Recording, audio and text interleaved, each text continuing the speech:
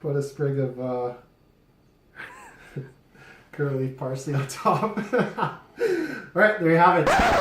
The official adventures of...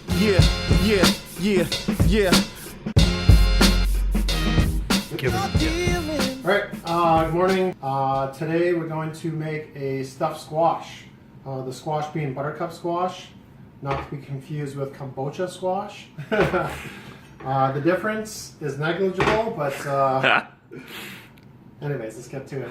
So I'm just going to start by cutting off the top and the bottom to make a base.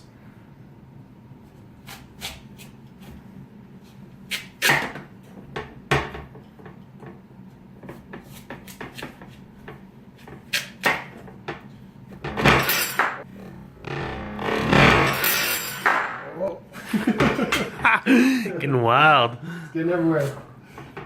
Okay, so I'm gonna get those bases.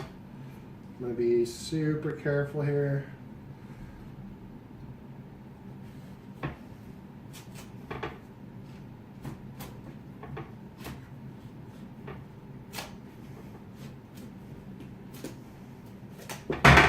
Yeah.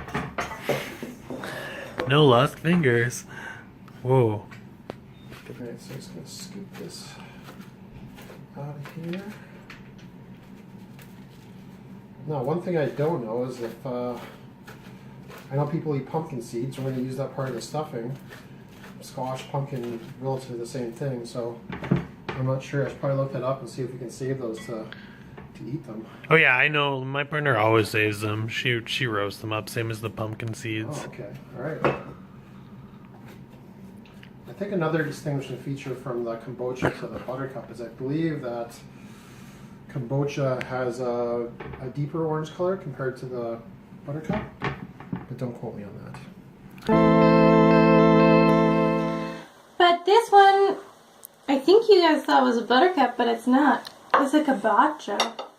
But the Kobacha is really creamy and really good. It's really good.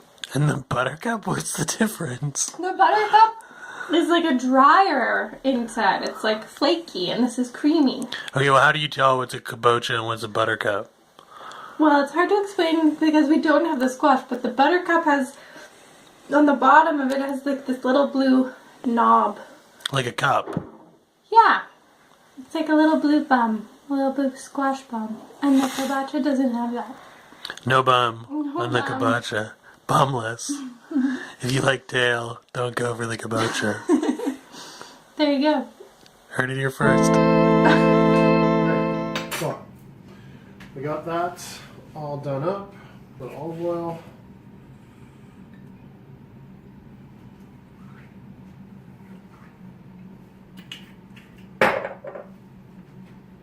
Olive oil, some salt.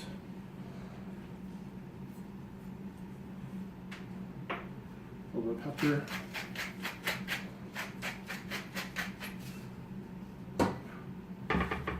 Rub around. And we're just going to roast this in the oven. We'll check it after a half hour, 400 degrees.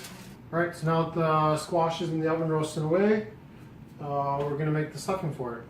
So what we're going to start off by is just melt a little bit of butter. Once that's melted, we'll add the onions and garlic. Using a couple cloves of garlic today. Not going to overdo it. So butter's all melted up. Just going to add the onions in there.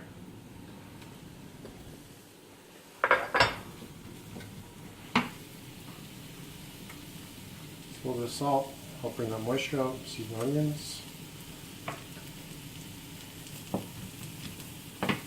While we're waiting for that, what we'll garnish the squash with today is we have these Spanish radish, or black winter radish are also referred to as. So most people are just used to seeing like those regular red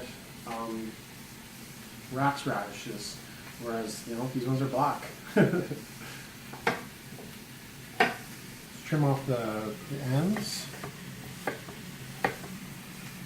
They're absolutely beautiful. You can kind of see like all the rings of different fibers in there. find these ones are much a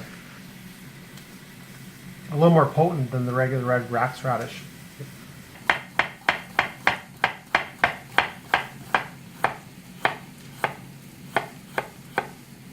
We don't even need to speed that up for that shot.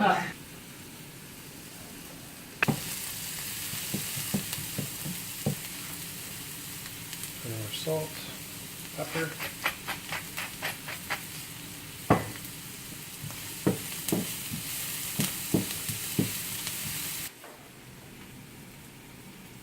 The next component we're gonna add these this pear that came in the fruit jar. That's good. Okay. The pear. We're just gonna cook that a little bit to soften it, and then the main ingredient for the stuffing is the kale.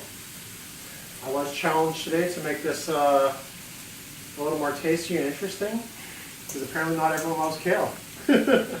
I'm not one of those people. I love kale. I think the kale fad is over. Kale smoothies for all. So we'll throw the kale in there now. It looks like a lot, but it's going to cook down, so.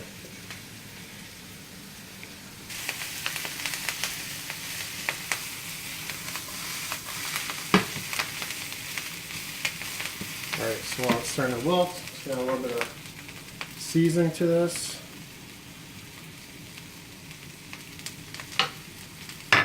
What was the seasoning today?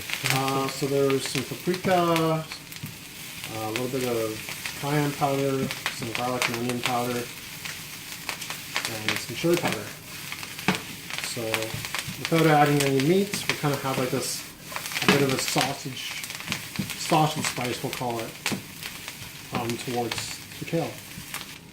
I'm going to add the millet. So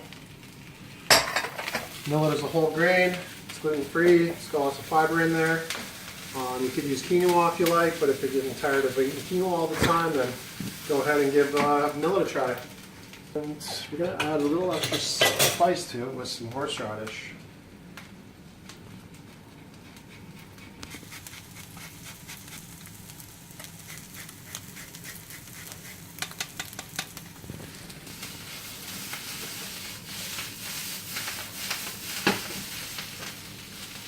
Turn that down.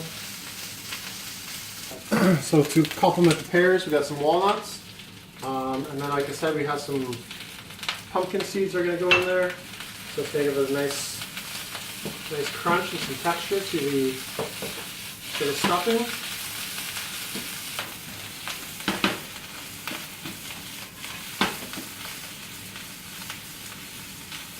We also have some curly leaf parsley, which might be making an appearance this week in the harvest box. It's been a while since I've used curly leaf parsley, but I was told curly leaf is like a thing of the 80s or 90s. Is that true? Is that? I'd say so, yeah. So I'm just gonna rough chop it up, throw it down with there. Give it a little taste.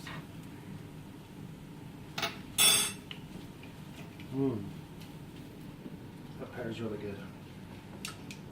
Alright, so we'll just set that aside. Everything's kind of cooked down. We're just going to wait until the squash is going to stuff it up. Alright, so it's been about a half hour or so, so we're going to check the squash. So it's starting to feel soft. It's probably going to be about another 10-15 minutes, so I think what we'll do is we'll stuff them. And then that way we'll make sure that the stuffing is nice and hot, the millet's going to get nice and crispy. So I'm just going to be generous with this here.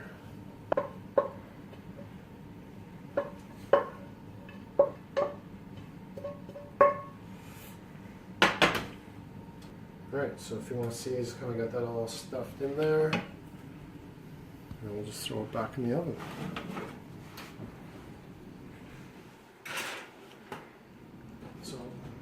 Alright, so it's been about 15 minutes. We're going to check this here. Oh yeah, it's looking great. So kind of what I'm looking for is you can start to see some browning along the outside. Some of the sugars coming out of the this squash, getting some browning. Just gonna give it a quick feel. Feels like it's nice and soft. And you can just feel that with your finger. That's just the pressure. Yeah, I mean, if you want to use, like, say, a spoon or something, and it's like, or a knife, and just kind of dig into it, but you can see how easily it goes in. So I guess there's probably a couple ways we can do this. I'm going to cut out like an individual portion for us, but this might be a good family-style dish where you can just kind of put this out on the table and everyone just kind of scoops from the middle. So yeah, we'll just kind of cut into this. All right, so we got the stuffed squash all plated up. We'll throw some of the fresh radish on there. No particular order. And we'll finish it with a little bit of Parmesan cheese. You can all put this in the oven as well too and finish it and get it nice and melted and get some browning on it. I'm going to add a little bit of maple syrup as well. Squash and syrup are always a good call.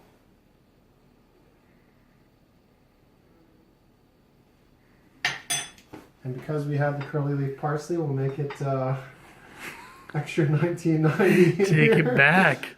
We'll put a sprig of curly leaf parsley on top. Alright, there you have it. We have kale stuffed buttercup squash, courtesy of the YYC Growers Harvest Box. Thanks.